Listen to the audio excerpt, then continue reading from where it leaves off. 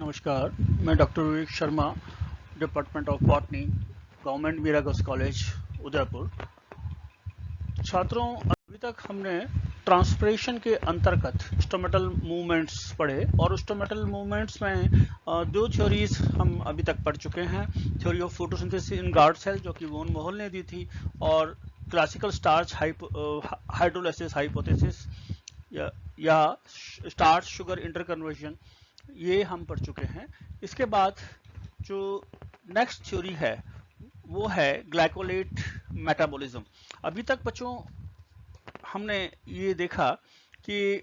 जो स्टोमेटा हैं वो गार्ड सेल के टर्जिड होने से खुलते हैं और गार्ड सेल के फ्लैसिड होने से वो बंद हो जाते हैं। अब हम इस ग्लाइकोलेट मेटाबॉलिज्म थ्योरी के बारे में बात करेंगे, जो कि जैलिच ने 1963 के अंदर प्रपोज की। और ये थ्योरी जो है फोटो रेस्पिरेशन के बारे में थोड़ी सी इंफॉर्मेशन देती है। इन्होंने कहा कि the production of glycolic acid in guard cell is an important factor in stomatal opening। इन्होंने ये कहा कि जो ग्लाइकोलिक एसिड का जो निर्माण है वो स्टोमेटल के खुलने में एक महत्वपूर्ण भूमिका निभाता है। ग्लाइकोलिक एसिड जो है वो लो कंसंट्रेशन गार्ड सेल में CO2 के लो कंसंट्रेशन पे इसका निर्माण होता है, और during light reaction of photosynthesis, प्रकाशीय क्रिया के दौरान जब CO2 की लेवल कंसंट्रेशन कम हो जाती है तब इसका निर्माण होता है। और इस प्रकार और ग्लाइकोलेट या ग्लाइकोलिक एसिड बाद में कार्बोहाइड्रेट में परिवर्तित हो जाता है, जिसकी वजह से गार्ड सेल का ऑस्मोटिक कंसंट्रेशन बढ़ जाता है। और इसके साथ ही इसमें ATP प्रयुक्त होती है की जरूरत होती है बाहर से जल को गार्ड सेल में अंदर ले जाने के लिए। The whole process refer to the formation of ATP through glycolate shuttle, which helps in reoxidation of NADPH to sugar, and the energy produced participates in the active pumping of water into guard cell to increase turgor pressure। यानी ये पूरी की पूरी प्रक्रिया जो है glycolate shuttle के रूप में कार्य करती है, जिसमें जो कि NADPH के रीऑक्सीडेशन में और शुगर में परिवर्तित होने में मदद करती है। और ये इसके जो ATP फॉर्म होती है वो एक्टिव पंपिंग में, वाटर के एक्टिव पंपिंग में गार्ड सेल के अंदर प्रयुक्त होती है। इस पूरी प्रक्रिया को हम इस प्रकार से समराइज कर सकते हैं कि NADP plus ADP plus inorganic phosphate तथा वाटर यानी जल, ये नॉन साइक्लिक फॉस्फोरिलेशन के दौरान यानी उसकी लाइट के आवश्यकता हो रही है, लाइट रिएक्शन के दौरान NADPH2 plus ATP plus half oxygen का निर्माण होता है। ग्लाइकोलेट जो है वो NADPH2 को लेता है और ये वापस ग्लाइकोलेट रिडक्टेज एंजाइम्स की प्रेजेंस में ये ग्लाइकोलेट का निर्माण करता है, प्लस NADP का निर्माण होता है। ग्लाइकोलेट फिर ऑक्सीजन को लेकर के ग्लाइकोलेट ऑक्सीडेज की मदद में ग्लाइकोलेट का निर्माण करता है और हाइड्रोजन परऑक्साइड का निर्माण होता है। हाइड्रोजन परऑक्साइड कैटालेज एंजाइम की प्रेजेंस में जल और ऑक्सीजन में परिवर्तित हो जाती है। ये थ्योरी जो है वो मुख्य निम्न बिंदुओं पर आधारित है। अल्फा हाइड्रोक्सी सल्फोनेट जो कि ग्लाइकोलिक एसिड ऑक्सीडेज का इनहिबिटर है, अवरोधक है, ये अगर उस मीडियम में दिया जाता है गार्ड सेल के पास तो उससे जो स्टोमेटल की ओपनिंग है वो अवरोधित हो जाती है। दूसरा, एक मात्रात्मक रिलेशनशिप पाई गई कंसंट्रेशन ऑफ इनहिबिटर यानी अवरोधक की सांद्रता में और ग्लाइकोलिक एसिड की सांद्रता में और स्टोमेटल की खुलने की जो दर है उसके बीच में। जो अल्फा हाइड्रोक्सी सल्फोनेट जो कि इनहिबिटर है, इसको चेक किया जा सकता है, उसको वापस पुनः ठीक किया जा सकता है अगर उस माध्यम में वापस थोड़ा ग्लाइकोलिक एसिड डाला जाए तो वापस से स्टोमेटा खुलने शुरू हो जाते हैं। इस थ्योरी में भी कई ऑब्जेक्शन लगे जो निम्न है। पहला है it fails to explain that how stomata open in dark in response to CO2 removal. यानी जब अंधेरे में, जब रात्रि में या अंधेरे में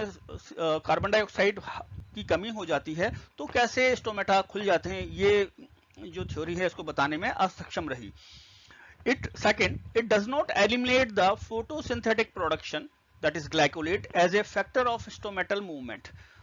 बच्चों, जैसा कि हमने पहली थ्योरी में देखा था वॉन मोहल की, उन्होंने भी ये कहा था कि जो गार्ड सेल के अंदर जो क्लोरोप्लास्ट हैं वो फोटोसिंथेटिक प्रोडक्ट का निर्माण करते हैं, शर्करा का निर्माण करते हैं, और जिससे कि ऑस्मोटिक कंसंट्रेशन गार्ड सेल का बढ़ जाता है और जल जो है जल बाहर से जो नेबरिंग एपिडर्मल सेल्स है उससे गार्ड सेल में आना शुरू हो जाता है और स्टोमेटा टर्जिड जो हो जाते हैं, स्टोमेटा खुल जाते हैं। और यहाँ पे भी इन्होंने वही उस फोटोसिंथेटिक प्रोडक्शन को आधार मान के बात करी है, और जबकि हम पहले देख चुके हैं कि वो थ्योरी भी फेल हो चुकी है। तीसरा point, it fails to explain the opening of stomata in the light even in the absence of CO2 when there can be no CO2 assimilation in glycolate metabolism. Next, fourth, the participation of ATP as a driving force of water from adjacent epidermal cell is highly imaginary.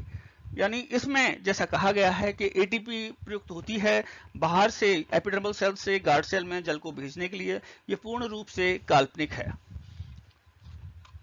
Next बच्चों, जो दूसरी theory है वो theory of proton transport और potassium pump theory भी कहलाती है, और इसको active potassium ion transport mechanism भी कहते हैं। इसको सर्वप्रथम एस इम्यूनेरे एम फिजिनो ने 1959 में, दोनों जापानीज साइंटिस्ट थे, इन्होंने ये बताया कि स्टोमेटल ओपनिंग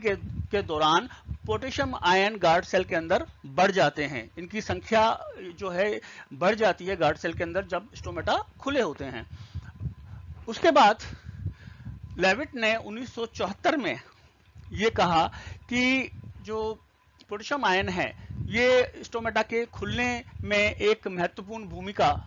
निभाते हैं। जेलिच ने 1969 में कहा कि जब स्टोमेटल ओपनिंग का जो क्रियाविधि है, मैकेनिज्म है, उसमें पोटेशियम आयन की कंसंट्रेशन एकदम से अपना रोल दिखाती है, उसके से तुरंत पोटेशियम आयन जैसे ही गार्ड सेल में जाते हैं और स्टोमेटा ओपन हो जाते हैं। उन्होंने ये कहा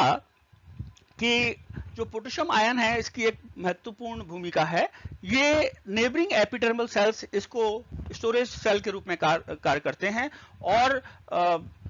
इसमें गार्ड सेल के अंदर जो है वो मैलिक एसिड का, ऑर्निक एसिड्स का निर्माण होता है, और ये निर्माण जो है गार्ड सेल के क्लोरोप्लास्ट में होता है, और ये जब क्लोरोप्लास्ट से के साइटोप्लाज्म में आ जाता है और वहां से ये जो ऑर्निक एसिड है और स्पेशली मैलिक एसिड, ये पोटेशियम आयन के एक्सचेंज में काम करता है। पोटेशियम आयन गार्ड सेल के अंदर आते हैं और उसके बदले में जो है हाइड्रोजन आयन बाहर जाते हैं, और जो मैलेट आयन है वो उसके संग जुड़ के, पोटेशियम के संग जुड़ के पोटेशियम मैलेट का निर्माण करते हैं। उन्होंने ये बताया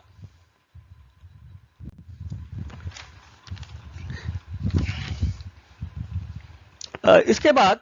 नोगल एंड फिच ने 1976 के अंदर ये इस पूरी प्रक्रिया को इस प्रकार से समराइज किया कि लाइट की प्रेजेंस में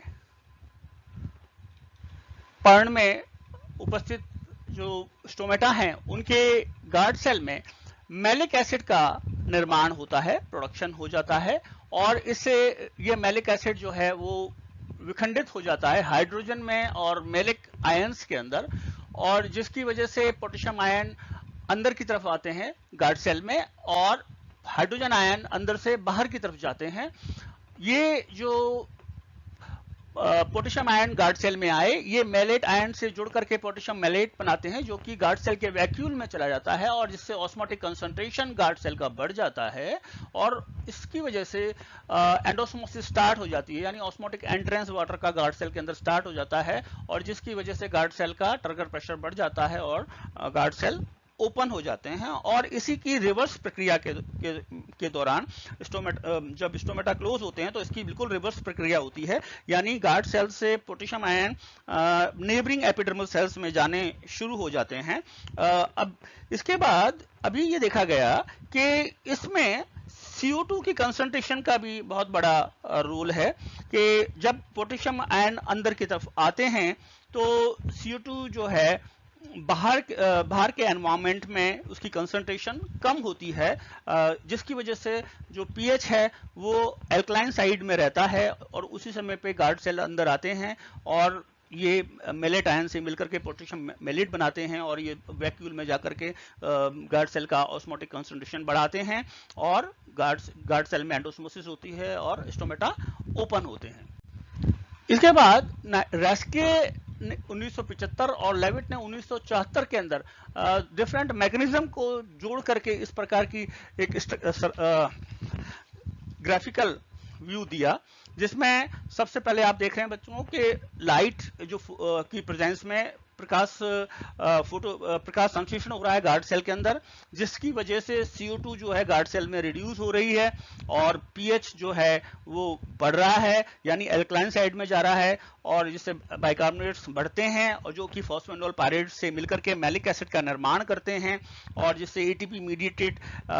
H plus potassium ion exchange होता है और पोटेशियम आयन जो है गार्ड सेल के अंदर जाते हैं और एनायंस जो है उसके संग जुड़ करके पोटेशियम मेलेट बनाते हैं और पोटेशियम आयन के बढ़ने से और एनायन कंसंट्रेशन से गार्ड सेल में बढ़ती है और ऑस्मोटिक कंसंट्रेशन जो है गार्ड सेल का बढ़ता है, जिससे कि एंडोस्मोसिस होती है और जल गार्ड सेल में जाता है और स्टोमेटा खुल जाते हैं। इसी प्रकार से आप जिसमें देख रहे हैं E और D के अंदर के जो लाइट की प्रेजेंस में फोटोसिंथेसिस हो रही है गार्ड सेल के अंदर, जिससे कि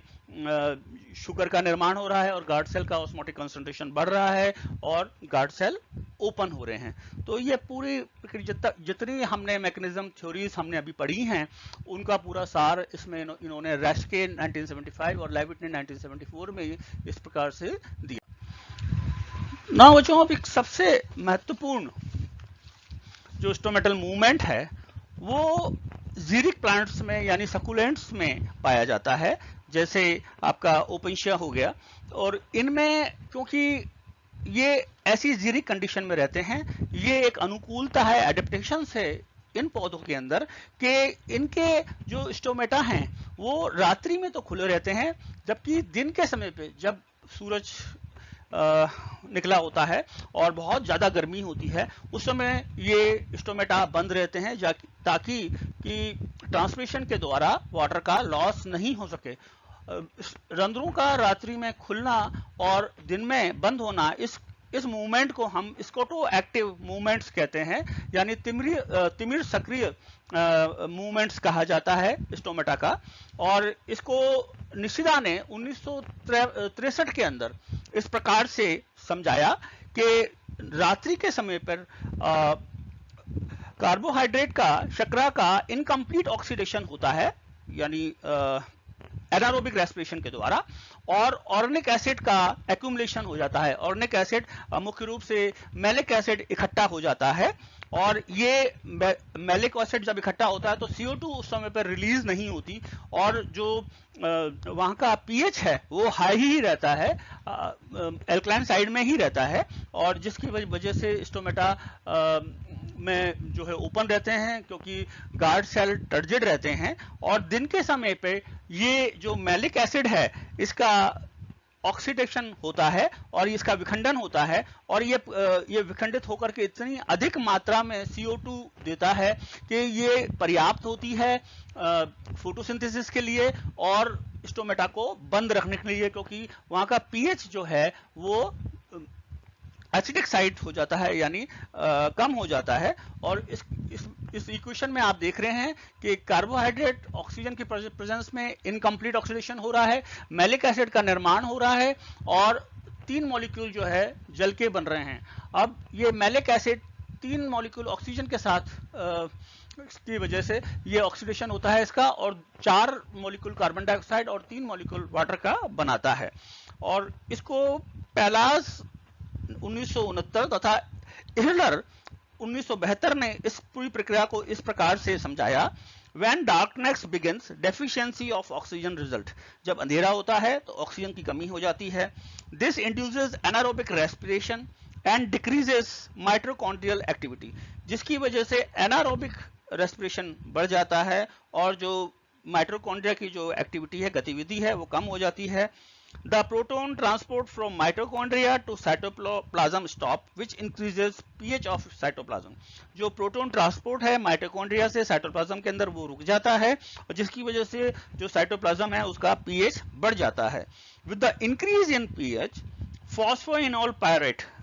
इन pH के बढ़ने से फॉस्फोइनोल पायरेट जो कि ग्लाइकोलाइसिस और एनारोबिक रेस्पिरेशन का एक प्रोडक्ट है, इस प्रोड्यूस ये इसका निर्माण होता है पीईपी का। और ये पीईपी जो है पीईपी कार्बोक्सिलेज की उपस्थिति में कार्बोक्सिलेटेड होकर के ऑक्सैलो एसिटिक एसिड बनाती है, OAA बनाती है। और ये OAA यानी ऑक्सैलो एसिटिक एसिड ये डिहाइड्रोजनेस एंजाइम की प्रेजेंस में रिड्यूस होकर के मैलिक एसिड में परिवर्तित हो जाता है। तो बच्चों ये पूरी प्रक्रिया इस प्रकार से संपन्न होती है। तो ये अभी तक हमने पूरे जो स्टोमेटल मूवमेंट्स है उसके बारे में पढ़ा। धन्यवाद।